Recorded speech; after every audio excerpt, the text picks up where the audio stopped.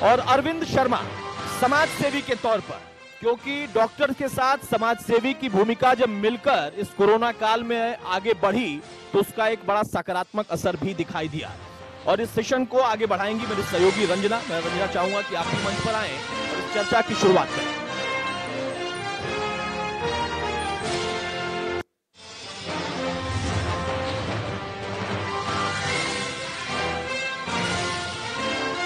मंच पर सबसे पहले आप सभी का बहुत बहुत स्वागत है और शुक्रिया कहना चाहूंगी देशवासियों की तरफ से, आगरा क्षेत्र की तरफ से, क्योंकि एक ऐसा दौर हमने देखा जहां पर पूरी तरीके से देश लॉक हो चुका था।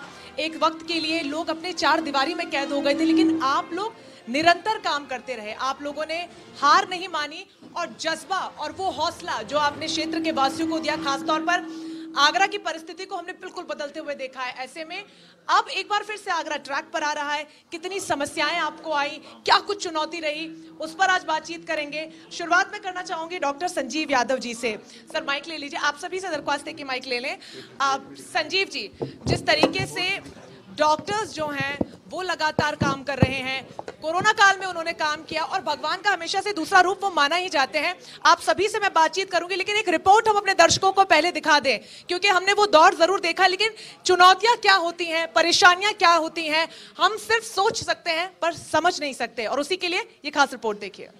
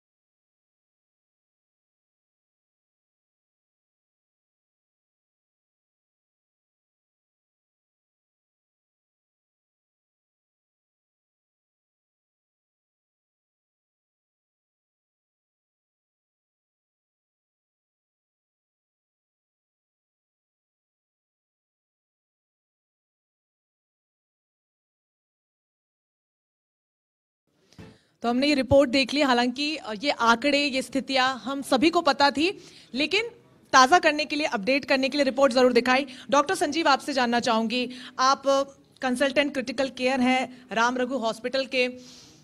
कोरोना का जब ये दौर चल रहा था, एक वक्त ऐसा भी आया जहां पर आगरा को वुहान की तरह कंसिडर किया गया, एक विशेषण की तरह वुहान इस्तेमाल किया जाने लगा। आगरा में पूरी तरीके से संक्रमण बेकाबू हो चुका था। ऐसे में क्या लगा आपको उस वक्त कि सब कुछ छोड़ देना चाहिए, गिव अप कर देना चाहिए? क्योंकि डॉक्टर्स की एक ऐसी फौज थी जो लगातार लगी रही, कोई शिफ्ट्स नहीं थी, कई बार तो पीपीई किट तक मुहैया नहीं हो पाती थी। किस तरीके से इस चुनौती को पार कर पाए?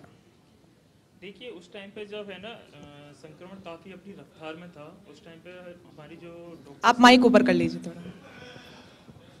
जो डॉक्टर्स थे सबसे पहले आगे आए और हम लोगों ने इस चीज़ को एक चुनौती की तरह लिया, क्योंकि एज अ डॉक्टर होने के नाते हमारा फर्ज था कि पीछे तो नहीं हटना है, क्योंकि पेशेंट का तो ट्रीटमेंट करना है। बिल्कुल। चाहे पहले हम लोग नॉन कोविड का करते थे, अब ये कोविड आया, अनएक्सपेक्टेड था, आया, हम लोगों ने अपनी कमर कसी, किसी ने पीछे नहीं हटे, ट्रीटमेंट करने में आगे रहे। डर जरूर था, डर था, फैमिली को भी बचाना था, क्योंकि हम लोगों को मैक्सिमम टाइम हॉस्पिटल में रहना था, खाना पीना भी हॉस्पिटल में ही था, सब कुछ क्वारंटाइन के लिए रूम हॉस्पिटल में ही थे।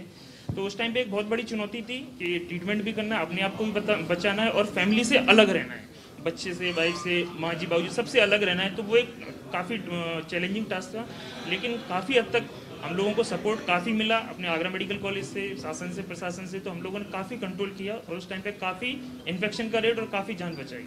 बिल्कुल, और यही वजह है कि आगरा एक बार फिर से ट्रैक पर आता हुआ नजर आ रहा है। हालांकि रविवार और शनिवार के जो आंकड़े हैं, रविवार को 65 लोग संक्रमित पाए गए, शनिवार को 58 लोग संक्रमित पाए गए। हालांकि आंकड़ा कम जरूर हुआ है, लेकिन रफ्तार लगातार बनी हुई है। फुल स्टॉप लगाना एक बड़ा सवाल है।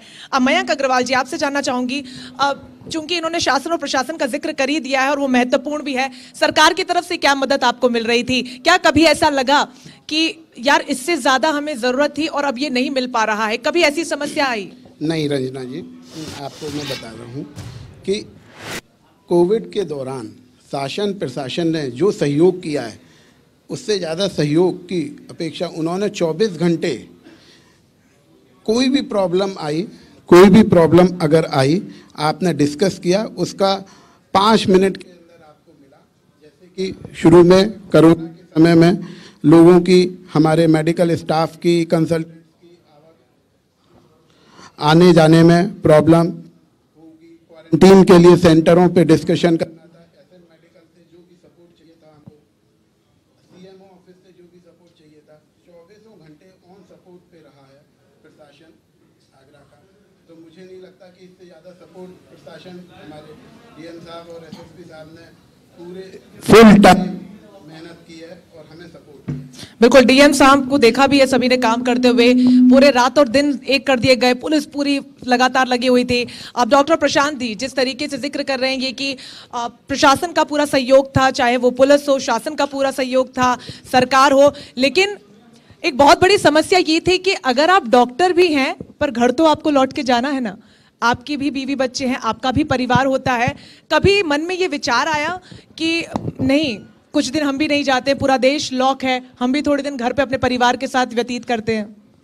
नहीं रंजना जी, ऐसा नहीं है। एक्चुअली जिस समय कोविड का ये दौर शुरू हुआ, मार्च के महीने से हमारे पास पहला पेशेंट मेडिकल कॉलेज में 9 मार्च को आया, तब से दौर शुरू हुआ।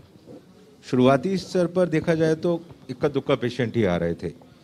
धीरे धीरे मार्च से लेकर के अप्रैल के फर्स्ट वीक में पहुंचते पहुंचते ऐसा लगने लगा कि संख्या अचानक से बढ़ रही है।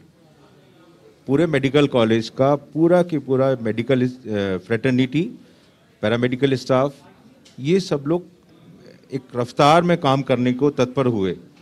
वो एक समय बड़ा नया सा और अजीब सा था, क्योंकि काम ऐसा था जो कभी देखा सुना नहीं है। घर परिवार के बारे में जानकारी नहीं थी, क्वारंटीन में रहना ये सोच करके भी बड़ा दहशत होती थी सभी लोगों को कि आगरा में रह करके घर से दूर 14 दिन के लिए अलग किसी होटल में रहना है, और उस 14 दिन के बाद फिर फर्दर 14 दिन के लिए, 28 दिन के लिए आपको अपने घर से दूर रहना है। ये दिक्कतें होती थी, लेकिन चैलेंजेस चूंकि सामने थे और कोविड जैसी बीमारी जिसको हम धीरे धीरे करके समझ पा रहे थे, वो अपने विकराल रूप धारण करती जा रही थी। क्योंकि आगरा पूरे उत्तर प्रदेश में देखें तो अप्रैल के फर्स्ट वीक से लेकर के अप्रैल के मई के फर्स्ट वीक में आगरा में तेजी से एक पीक आई थी।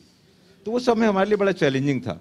तो इस तरह के विचार आते जरूर है एक इंसान होने के नाते, लेकिन चैलेंजेस सामने हैं तो उसको फेस भी करना है। लेकिन क्योंकि सालों से आप इस प्रोफेशन में होंगे, कोरोना का जो दौर था, डर के साथ काम करना और जो बरसों से आप काम करते हुए आ रहे हैं, जहां पर निश्चिंत होकर आप अपनी ड्यूटी करते थे, कितना डिफरेंस, अंतर देखने को मिला? नहीं, अंतर रहता था, बिल्कुल अंतर रहता नहीं था, बल्कि अंतर अभी भी है।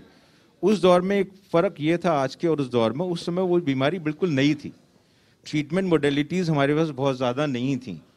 ऐसे समय में किसी बीमारी को जिसको हम जानते नहीं ढंग से, उसका ट्रीटमेंट नहीं पता है, उससे इन्फेक्ट होने की कंडीशन आपको भयभीत तो करती है, लेकिन चूंकि वो काम आपका प्रोफेशन है, आपको वो काम करना है, आप नहीं करेंगे तो कौन करेगा? बॉर्डर पर खड़ा सिपाही अगर ये सोचे कि सामने से गोली आएगी तो मेरा क्या होगा, तो वो फिर सिपाही वहां खड़ा हो ही नहीं सकता, बॉर्डर हमारा सिक्योर रह ही नहीं सकता। वही स्थिति हमारी थी, हम जा कहीं नहीं सकते थे, हमें यहीं फाइट करना था। वह के साथ में धीरे धीरे करके उसके साथ रहना और उससे लड़ना सीख लिया हम लोगों ने। बिल्कुल, जिस तरीके से संसाधनों के अभाव में शुरुआत में जिस तरीके से काम किया जा रहा था, कहीं ना कहीं डर भी ये था क्योंकि समझ में ही नहीं आ रहा था कि बीमारी क्या है, और उससे बड़ी समस्या ये थी कि इसकी दवाई क्या दी जाए। अब डॉक्टर संजय जी, जिस तरीके से जिक्र इन्होंने कहा कि ट्रीटमेंट को लेकर लगातार जो स्कैर्सिटी बनी हुई थी, रिसोर्सेज उतने ज्यादा हमारे पास नहीं थे, वो एक दौर था जब कुछ समझ में नहीं आ रहा था, और आज हमारा देश अनलॉक 5.0 में है। दोनों तस्वीरों में अंतर कितना है? क्योंकि आज पीपीई किट भी आपको मिल रही है, वेंटिलेटर्स की संख्या बढ़ा दी गई है, बेडों की संख्या अस्पताल में बढ़ाई जा रही है, सबसे बड़ी बात, अलग अलग क्षेत्रों में कोविड अस्पतालों का उद्घाटन भी राज्य के सीएम कर रहे हैं। ऐसे में तब जो तस्वीर थी, आज वो तस्वीर थी, क्या चैलेंजेस अभी भी सेम है? लगभग उसी लेवल पे चल रहे हैं हमारे लिए। हमें जो परेशानी थी, एक जगह से बदल के दूसरी जगह पे जाती जा रही है। हम लोग तैयारी उस जगह पे कर पाते हैं जिस जगह ऑलरेडी मरीजों का नंबर बढ़ चुका था। अब आज की तारीख में अब चेंजेस आ रहे हैं। चेंजेस क्या है कि अब पेशेंट अर्बन एरिया की जगह रूरल एरिया में बढ़ना शुरू हो गया। उस जगह हम लोगों की तैयारी आज भी नहीं है। तो हम लोग जिसको कहते हैं ना लेट ब्लूमर टाइप के लोग हैं, जब परेशानियां आती हैं उस टाइम हम प्रिपेयर नहीं होते। परेशानी आगे निकलने का टाइम होता है तब हम अपने आप को दिखाते हैं कि हम बहुत बड़े तैयार हो गए, लेकिन तब तक परेशानी दूसरे घर को खटखटा रही होती है और उस जगह की तैयारी फिर नहीं है हमारे पास। तो हम लोग मोर और लेस वही चैलेंजेस यहाँ कर रहे हैं, वही अगली जगह करेंगे, वही तीसरी जगह करेंगे। जबकि आइडियली इस कंडीशन में जब हमें तैयारी स्टार्ट करनी थी नवंबर से, हम तैयारी स्टार्ट कर रहे थे फरवरी मार्च में। तो अब जहाँ हम लोगों की तैयारी आज जहाँ पे है, वो तैयारी ये रूरल एरिया में पहुंचनी थी, जो शायद आज भी हमारे लिए नहीं है। तो हम लोग मोर और लेस उस जगह पे हैं जहां से शुरू करा था, और परेशानियां अब शहर के एरिया में कम होना शुरू हो रही हैं। हम लोग सेटल डाउन हो रहे हैं, लेकिन दूसरी जगह पे आ रही हैं। सिमिलर प्रॉब्लम हम लोग हेल्थ केयर वर्कर्स की झेल रहे हैं। जो हेल्थ केयर वर्कर्स हैं उनका नंबर एकदम उस जगह पे है जहाँ शहर में है। गाँव में आज भी नंबर नहीं है। बहुत परेशानी में वो जगह हैं गाँव में जहाँ पे अभी नंबर ऑफ डॉक्टर्स चाहिए, ऑफ दी वेंटिलेटर्स चाहिए, वहाँ पे नहीं होंगे। तो हम लोगों को ये प्लान करना था पूरा यूनिट बना के कि भाई इस हॉस्पिटल को कुछ दिनों के लिए मैं यहाँ के लिए कुछ करने, जहाँ पे जाएंगे पेशेंट वहाँ पे करें।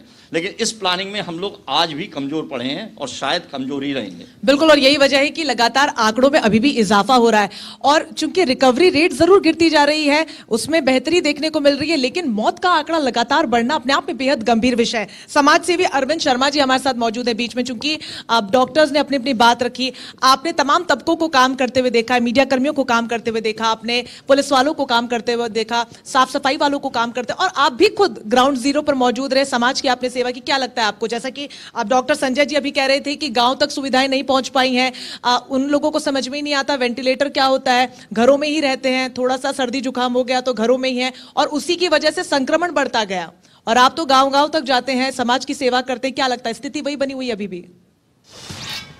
देखिए, सेवा जो है वो हम भारतीयों के डीएनए में है। आपदा की स्थिति में समाज का जितना योगदान चाहिए उससे ज़्यादा योगदान समाज के लोग देते आए, चाहे वो डॉक्टर्स हों, समाज सेवी हों, आगरा के जितने भी लोग हैं, उन लोगों ने पिछले 5 महीने में अपनी सेवा से ये साबित किया है कि किसी भी आपदा की स्थिति से निपटा जा सकता है। मैं डॉक्टर साहब की बात से सहमत हूँ कि ग्रामीण क्षेत्रों में भी ये स्थिति अब गंभीर हो सकती है, लेकिन इस स्थिति से भी उबरने के लिए सभी समाज सेवी, सभी डॉक्टर्स, जो भी लोग हैं वो सब योगदान करेंगे और आगे बढ़ेंगे। मार्च से लेकर के जून के माह तक लॉकडाउन के पूरे पीरियड में सारे समाज सेवियों ने लोगों को भोजन पहुंचाना, पानी पहुंचाना, डॉक्टर्स को सपोर्ट करना, पीपीई किट उपलब्ध कराना, मास्क देना, सैनिटाइज़र देना। मेरे समझता हूँ कि एसएन को बहुत सारा योगदान समाज सेवियों का रहा है कि उनको कोविड के लोगों को इलाज करने के लिए जितना योगदान उन्होंने मांगा उतना योगदान समाज सेवियों ने दिया है। अपने योगदान जितना वो दे सके थे अपना दिया है। डॉक्टर्स, पैरामेडिकल स्टाफ्स, समाज के जितने भी वर्ग हैं, मैं समझता हूँ सबने अपना योगदान दिया है और अगर आपदा की स्थिति बनी रहेगी तो भी मिलता है। अरविंद जी, लेकिन कितना मुश्किलों भरा ये सफर पूरा रहा, क्योंकि एक तरफ तो डर था बीमारी का और एक ऐसी बीमारी जिसके बारे में आपको पता ही नहीं है, इलाज के बारे में पता नहीं, वैक्सीन कब आएगी ये नहीं पता है, और दूसरी तरफ रिसोर्सेज की कमी, क्योंकि सरकार जरूर आगे आई लेकिन शुरुआत में जैसे कि डॉक्टर साहब ने बताया जब पहला केस सामने आया कुछ भी समझ में नहीं आ रहा था क्या हो रहा है, उस वक्त आप लोग आगे आए। कितना मुश्किलों भरा ये सफर रहा?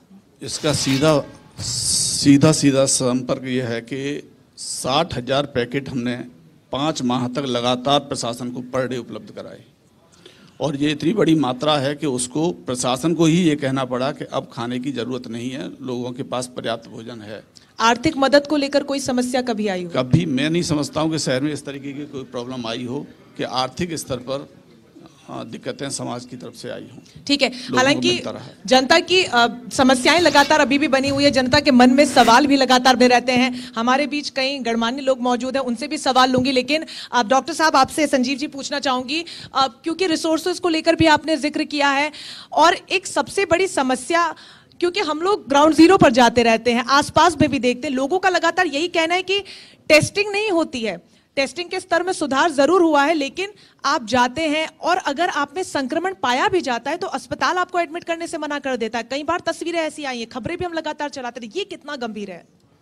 ये काफ़ी गंभीर है, क्योंकि उस टाइम पे कोविड जब चालू हुआ था तो हर किसी को एक डर था, फियर था, कहीं भी अगर एक पेशेंट कोविड पॉजिटिव निकल आता था तो सब लोग उस पर फोकस करते थे कि यहाँ से कोविड पॉजिटिव निकला है, या फिर जो हॉस्पिटल जो हम भी थे तो एक कुछ रूल्स एंड रेगुलेशन थे वो भी फॉलो करने थे कि कैसे भी स्प्रेड को रोका जाए।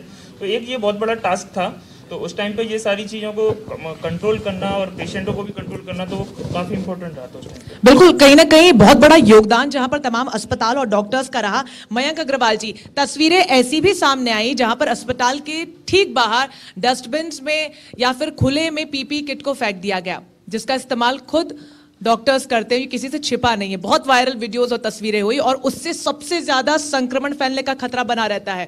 कितनी बड़ी लापरवाही इसको आप देखते हैं? देखिए, वीडियोस तो वायरल होती है, वीडियोस तो बनाने के लिए हैं, बट अल्टीमेटली किसी ने अपनी अबोध अवस्था में अज्ञानता के वश पीपी किट को फेंक दिया तो उसको डिस्कार्ड करना चाहिए था। ठीक है, इस वजह से ये सर वीडियोस इसलिए भी सामने आती हैं क्योंकि वो दृश्य वहां पर होता है। हालांकि सवाल आपका ये हो सकता था कि किसी ने वीडियो डाल दी होगी, कोई भी बना लेता, लेकिन वहां दृश्य वैसा था तभी वो वीडियो बनाई गई ना। आपकी बात से मैं मुखातिब रखता हूं कि वो वीडियो जब हुआ होगा तभी बनी होगी, बट उसको क्योंकि कोविड बहुत ही इनिशियल स्टेज में आया था, किसी को कुछ भी नहीं पता था, जब सब कह रहे थे पीपी पहनकर कोविड से बचा जा सकता है, बचा जा सकता है, पर तब भी संक्रमण हो रहा था। तो ये कहना तो कहीं का भी वो नहीं है कि उस वीडियो से संक्रमण फैल रहा था। ठीक है, सावधानी बरतनी चाहिए थी, जिसने भी किया, आप लोगों ने वीडियो वायरल आए तो उसको उसका प्रिकॉशन लेते हुए उसको काम को कराया गया।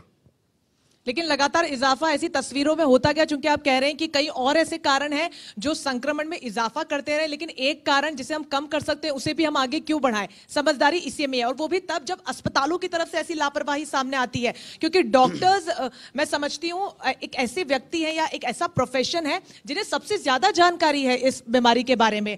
प्रशांत जी, जैसा कि सर कह रहे हैं कि वीडियो सामने आ गए, कुछ ही वीडियो सामने आए, लेकिन अस्पतालों की तरफ से फिर जब जवाब लेने के लिए जाते हैं, प्रबंधन की तरफ से कोई जवाब भी नहीं दिया गया। कई नामचीन अस्पतालों का उसमें नाम भी शुमार है। और सबसे बड़ा सवाल ये भी है कि दिल्ली के कई बड़े अस्पताल ऐसे हैं जहां पर अगर किसी का, जैसे मैं अगर अपनी बात करूं कि मेरे परिवार में से कोई व्यक्ति एडमिट है जिसको कोरोना है, मुझे मिलने तक नहीं दिया जा रहा है। देखिए, 2 चीजें आपने पूछी। पहला तो पीपी किट के संबंध में क्लैरिफिकेशन बहुत जरूरी है। मेरे को एक वाकया याद है, मैं एक बार एमजी रोड पर खड़ा हुआ था, मैंने एक मोटरसाइकिल पे एक व्यक्ति को देखा, वो पीपी किट पहनकर जा रहा था। वो एक मेडिकल हेल्थ वर्कर नहीं था। कई मरतबा हमने देखा कि कुछ मरीजों के रिश्तेदार पीपी किट पहन करके मरीजों के साथ अस्पताल, हमारे पास कोविड हॉस्पिटल में आते थे। वो पीपी किट पहनकर आते थे और उसको कहीं इधर उधर डिस्कार्ड कर देते थे। जिनको हम आसपास के क्षेत्र में देखते थे उसको हम लोग को उठाना पड़ता था। तो एक तो परेशानी पीपी किट के संबंध में इस तरह की भी रही है कि जहाँ हेल्थ केयर वर्कर जो जानता है पीपी किट को डिस्पोज कैसे करना है और उसका रिसोर्सेज है डिस्पोज करने का, बायोमेडिकल वेस्ट का एक प्रॉपर तरीका है हमारे यहाँ पर, वो हम लोग उसको फॉलो कर रहे हैं, बट वो नहीं जानता कि उसको किस तरह से इस्तेमाल करना है या इसका क्या नुकसान हो सकता है। तो एक गलती तो ये इस तरह की लापरवाही से हुई है जो हेल्थ केयर वर्करों के द्वारा नहीं की गई है। दूसरी चीज़ ये कि कोविड के पेशेंट के साथ मिलने नहीं दिया गया। कोविड के मरीज के साथ मिलने नहीं दिया जा सकता, ये एक तय बात है। कारण बहुत साधारण सा है। नहीं मिलने से सर मेरा मतलब था, कई वीडियोस ऐसे वायरल हुए हैं जहां पर परिजनों को पता ही नहीं है कि अस्पताल में हमारे परिजन के साथ हो क्या रहा है, देखिए उसके बारे में स्टेटस क्या है इलाज का, कहां तक पहुंची है इलाज की प्रक्रिया, वो जानकारी उनको नहीं मिलने दी जा रही। मिलने से मतलब मेरा ये है। देखिए मैं उसके बारे में, मैं किसी और के बारे में तो नहीं कह सकता। मैं अपनी जो कोविड की फैसिलिटी एसएन मेडिकल कॉलेज में चल रही है, मैं वहाँ के बारे में बात कर सकता हूँ। दूसरे क्या कर रहे हैं मेरा कहना उचित नहीं होगा। हमारे यहाँ पर प्रॉपर तरीके की एक हेल्प डेस्क है जो 24 घंटे काम करती है। वो दिन में 3 बार मरीजों को, मरीज के रिश्तेदारों को उनके मरीज के बारे में सूचित किया जाता है। मरीज की गंभीरता के संबंध में उनको लगातार बताया जाता है। मरीज अगर अत्यंत गंभीर है तो उन्हें बुला करके व्यक्तिगत रूप से कंसल्टेंट द्वारा समझाया जाता है। आज अगर आप कोविड फैसिलिटी में मेडिकल कॉलेज में जाते हैं एसएन में, तो आप ये पाएंगे कि अगर वहाँ पर जिस समय बीच में अभी 150 पेशेंट भी भर्ती थे, कोविड के बाहर हमारे पास मुश्किल से 1-2 अटेंडेंट खड़े रहते थे, बाकी लोग नहीं होते थे। क्यों नहीं होते थे? क्योंकि वो इस बात से संतुष्ट है कि उनको मरीज के बारे में जानकारी मिल रही है, क्योंकि वहाँ आने पर भी उनको कुछ नहीं मिलेगा क्योंकि वो मरीज से तो मिल नहीं पाएंगे, but they are getting the information right at their home by us. तो ये कोविड हेल्प डेस्क करके जो एक सिस्टम हम लोगों ने डेवलप किया है, देखिए परेशानी क्या थी, एक ऐसी बीमारी सामने आई जिसके बारे में हमें पता ही नहीं था। उससे लड़ना कैसे, ये ग्रेजुअली हमने सीखा। उसके रिपरकशंस क्या होंगे, हमारे मरीज के अटेंडेंट्स को क्या तकलीफ हो रही होगी, वो भी हमने धीरे धीरे समझना सीखा। समय लगता है किसी चीज़ को समझने में और उसके अनुसार कार्य करने में, और वो अब इस समय मैं आज की डेट में कह सकता हूँ कि कोविड की कंडीशंस में पूरे उत्तर प्रदेश के अंदर, क्योंकि मेडिकल कॉलेज 52 है, मैं 52 मेडिकल कॉलेज के संबंध में और जो सीएमओस के अंदर में जितने जिले के अंदर अगर कोई कोविड फैसिलिटी चल रही है उनमें एक यूनिफॉर्म सिस्टम चल रहा है और वो एक यूनिफॉर्म सिस्टम प्रॉपर तरीके से काम कर रहा है। तो अब ये चीज नहीं है। बिल्कुल ही खूबसूरत पहल है और चाहिए कि तमाम अस्पताल इस तरीके की पहलों की शुरुआत करें, जिससे कि कितनी परेशानी एक परिवार को मानसिक तौर पर होती है ये शायद आपका और हमारा समझना भी बहुत ज्यादा नामुमकिन है। अब संजय जी, जिस तरीके से जिक्र इन्होंने किया पीपी किट को लेकर, वो बहुत महत्वपूर्ण इसलिए भी हो जाता है, बार बार मैं इसका जिक्र इसलिए कर रही हूँ क्योंकि डॉक्टर की तरफ से इस तरीके की लापरवाहियां होना एक्सेप्टेबल नहीं है, क्योंकि डॉक्टर्स को एक पर्टिकुलर ट्रेनिंग दी गई थी किस तरीके से दवाइयों को देना है, अगर मरीज आता है टेस्ट कैसे करना। शुरुआती दिनों के मैं जिक्र कर रही हूँ, ट्रेनिंग का हिस्सा पीपी किट का इस्तेमाल भी था। ऐसे में डॉक्टर्स की तरफ से या फिर हेल्थ वर्कर्स की तरफ से इस तरीके की लापरवाही होना, नहीं लगता अस्पताल की भी जिम्मेदारी, क्योंकि जब आप प्रबंधन के पास सवाल पूछने जाते हैं तो जवाबदेही कोई किसी की नहीं होती है, एक दूसरे के सर पर ठीकरा फोड़ा जाता है। नहीं, ऐसा नहीं है। जवाबदेही प्रबंधक की है, सब कुछ करना है, लेकिन जो सवाल आप चालू कर रही हैं मार्च से, उसमें बिल्कुल एक बात कहना चाहूँगा। हम लोगों ने जब लॉकडाउन किया तब ये नहीं सोचा था कि हम आगे की चीज़ें कैसे मैनेज करेंगे। बायोमेडिकल वेस्ट की बारे में जो बात आप बार बार कह रही हैं, जैसा इनको ने भी बताया, बायोमेडिकल वेस्ट के भी सारे वर्कर्स घर बैठ गए, उनकी भी गाड़ियों को बंद कर दिया गया, उनको भी हिलने के लिए मना कर दिया गया, तो सब बंद हो गए ना। जब सब बंद होते हैं तो कुछ भी चालू होने से पहले एक सिस्टम क्रिएशन है। आपके यहाँ भी अस्पताल में भी क्रिएशन है कि साहब मेरा जो झाड़ू पोंछा करने वाला जो आदमी है वो कहाँ डालेगा, कैसे पहुँचाएगा और वहाँ से कैसे लेके जाएगा। अब जहाँ से लेके जाना है वहाँ कोई आ ही नहीं रहा फॉर डेज टुगेदर। मतलब आप ये समझिए अस्पतालों में मार्च अप्रैल के एंड के बाद हम लोगों की काफ़ी अच्छी खासी उस पर लड़ाई हुई है, तब जाके दोबारा से। लूप होल कहाँ था, क्या लगता है आपको? लूप होल हम लोगों की तैयारी में था। हम लोग जो तैयारी हमें नवंबर से करनी थी वो तैयारी हमने मार्च को जिस दिन लॉकडाउन किया उस दिन तय करना शुरू किया कि कैसे होगा। उसके बाद हम लोगों ने शुरू किया, लॉकडाउन पहले हो गया, उसके बाद शुरू किया कि हम क्या क्या करें, कैसे करें। अगर हम लोगों ने ये पहले तय किया होता बैठ के कागज पेन पे कि हमें क्या क्या फैसिलिटीज चाहिए और कैसे मैनेज करेंगे, तो शायद ये सब परेशानियां नहीं आती। सरकार को सीधे तौर पर आप कह रहे हैं कि लूप होल था, ठीक है, तो है ही लूप होल। ठीक है अरविंद जी, जिस तरीके से इनका कहना है कि बहुत बड़ा लूप होल ये रहा कि सरकार को पहले ही कमर कस लेनी चाहिए थी। हमारे देश में जब 500 संक्रमित केसेस आ गए, मामले आ गए, उसके बाद प्रधानमंत्री की तरफ से लॉकडाउन कर दिया गया। हालांकि कहा यह गया कि लॉकडाउन के बाद मामले कम होंगे, लेकिन अब अनलॉक भी आ गया है, 5.0 में हम पहुंच चुके हैं, लेकिन संक्रमण अभी भी बेकाबू है। आप अलग अलग क्षेत्रों में जाते हैं, अलग अलग प्रकार के लोगों से आप बातचीत करते हैं, क्या कुछ उनका कहना है? क्या उनको बेसिक जानकारी भी थी? क्योंकि मैंने भी लॉकडाउन में कई दिन गांव में बिताए हैं जहां पर लोगों को पता भी नहीं था कि कोरोना क्या है, और अगर उन्हें पता भी चल रहा है अरविंद जी कि कोरोना क्या है, वो मानने तक को तैयार नहीं थे कि ये कोई गंभीर बीमारी। कोई मास्क नहीं लगा रहा था, सैनिटाइजर किसी के घर में नहीं था। गांव में साफ पानी से लोग हाथ धो ले उतना बहुत है, वो जो राख होती है चूल्हे की, आप तो उससे वाकिफ होंगे, उससे हाथ धोते थे। सैनिटाइजर के इस्तेमाल के बारे में उन्हें जानकारी नहीं थी। देखिए 24 करोड़ की आबादी है उत्तर प्रदेश की, और इतनी ही कमोबेश आबादी है ब्राज़ील की। वहाँ पर मरीजों की संख्या है 50 लाख और आपके पास मरीजों की संख्या है 4 लाख। मैं आगरा के संदर्भ में बात करूं तो अभी तक हमारे पास 6400 मरीज हैं, 44 लाख की करीब आबादी है आगरा ज़िले की, और 5600 मरीज उसमें ठीक हो चुके हैं। सिर्फ 131 मौतें हुई। आप कैसे ये बात कह सकते हैं कि लोग अवेयर नहीं थे, लोग काम नहीं कर रहे थे, लोग कुछ नहीं कर रहे थे? मैं गांव के क्षेत्र के अरविंद जी बात कर रही हूँ, क्योंकि मैं पूरे जिले की बात कर रहा हूँ कि हमारे पास आगरा जनपद में 6400 ही मरीज हैं। आप मुझे उस आबादी के रेशियो में बताइए, हमारी पॉपुलेशन डेंसिटी आप देखिए। नहीं, उस बात की तो मैं भी सर तारीफ कर रही हूँ कि एक वक्त ऐसा था जहां पर आगरा पूरी तरीके से संक्रमण से जूझ रहा था और बहुत अच्छे तरीके से रिकवरी की है। चूंकि यहाँ पर बघेल साहब भी मौजूद थे, उन्होंने कहा कि लोग वुहान कह रहे हैं, लेकिन हमने तो जयपुर भी क्रॉस नहीं किया, हमने तो महाराष्ट्र भी क्रॉस नहीं किया, और ये सराहना का विषय, इसको लेकर अप्रिशिएट भी किया जा रहा है। योगदान आप तमाम कोरोना वॉरियर्स का है, और यही वजह है कि आज आगरा अधिवेशन में आप सभी से हमने बातचीत की है, बातचीत कर रहे हैं, ताकि दर्शकों को भी ये समझ में आए कि जिस दौरान वो घरों में कैद थे, कितनी परेशानियों और कितनी चुनौतियों से आप लोग गुजरे हैं। लेकिन एक सच्चाई ये भी है कि गांव में जो लोग रहते हैं, जिन्हें कोरोना महामारी के बारे में जानकारी नहीं है, जानकारी से मेरा मतलब यह है कि उसके लक्षण क्या होते हैं, किस तरीके से फैलता, वो लोग मानने को तैयार नहीं है कि हाँ ये कोई बीमारी भी है, गंभीरता नहीं समझ रहे थे। समस्या वहां पर थी। नहीं, समस्या है। समाज में हमेशा दो तरीके के लोग रहे हैं और रहे हुए हैं कि एक तो वो लोग हैं जो काम कर रहे हैं, एक वो लोग हैं जो ड्राइंग रूम में बैठ करके आपकी कमियां निकाल रहे हैं।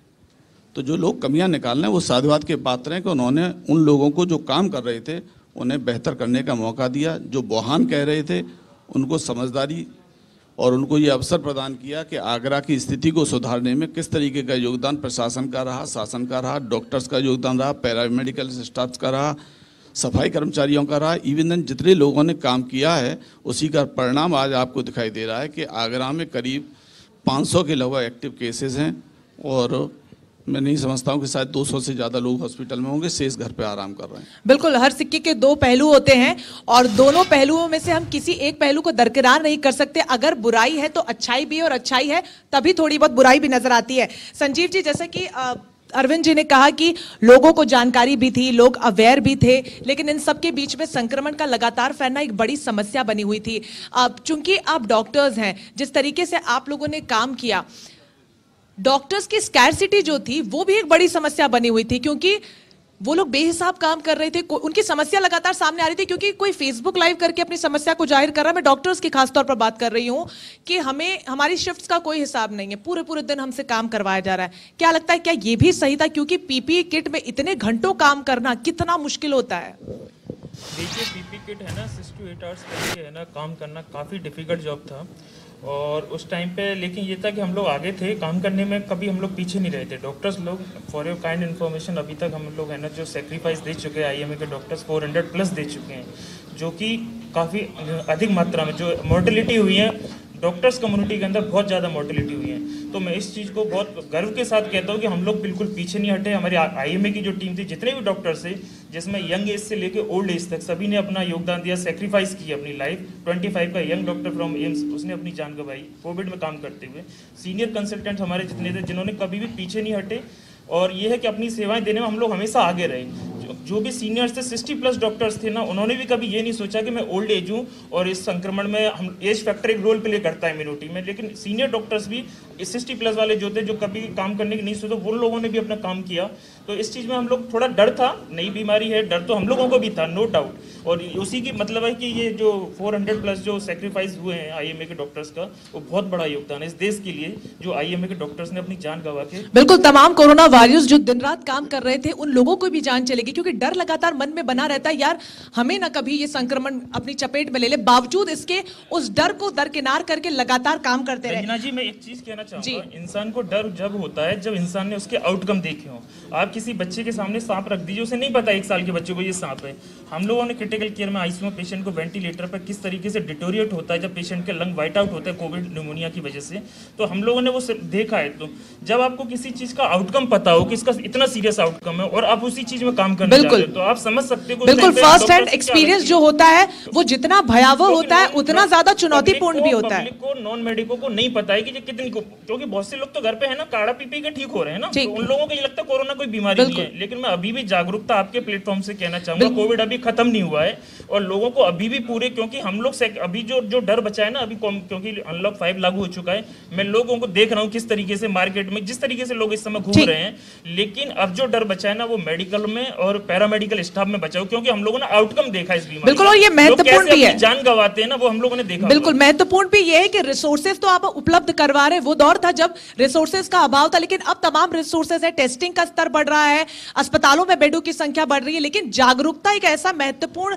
टॉपिक है जो अभी भी कहीं ना कहीं अभाव देखने को मिल रहा है। लोग मानने को तैयार नहीं कि कोरोना है भी, और यही वजह है कि आज इस अधिवेशन के जरिए इन तमाम कोरोना वॉरियर्स को हमने आपके बीच में बुलाया, क्योंकि ये फर्स्ट हैंड एक्सपीरियंस को एक्सपीरियंस कर चुके हैं और आप सभी से इन्होंने साझा किया। इसलिए हम भी आपसे अपील करते हैं कि अभी भी कोरोना खत्म नहीं हुआ है, भले ये देश अनलॉक की प्रक्रिया में है, वैक्सीन भी जल्द ही बाजारों में आएगी, लेकिन अपील अभी भी यही है कि सरकारी गाइडलाइंस का आप पालन करें, सोशल डिस्टेंसिंग सबसे ज्यादा महत्वपूर्ण है, उसका उल्लंघन ना करें और मास्क पहने और सैनिटाइजर का इस्तेमाल भी वक्त वक्त पर करें। फिलहाल आप सभी का इस चर्चा का हिस्सा बनने के लिए बहुत बहुत शुक्रिया। आप सभी ने जिस तरीके से दिन रात काम किया है वो सराहनीय है और आगे भी आप लोग करते रहेंगे, क्योंकि ये एक ऐसा दौर था जो चुनौतीपूर्ण था, मुश्किलों से भरा था। हालांकि आधा हिस्सा हमने पार कर लिया, लेकिन आधी जंग अभी बाकी है। बहुत बहुत